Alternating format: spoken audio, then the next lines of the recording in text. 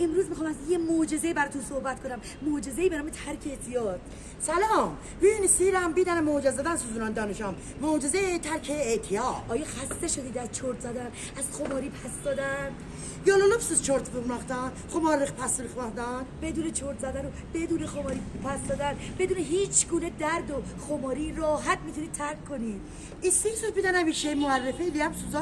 بدون hiç kumarlıkla terk اعتیادا yetişesiniz. با قرصای ترک اعتیاد دیگه چرت نمیزنید.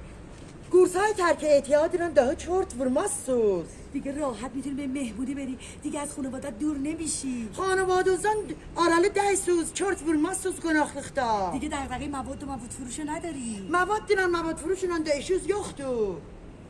راحت میتونی برگردی به آغوش خانواده‌ات. Qəşəng gəydərsiniz xanavadozun avucuna.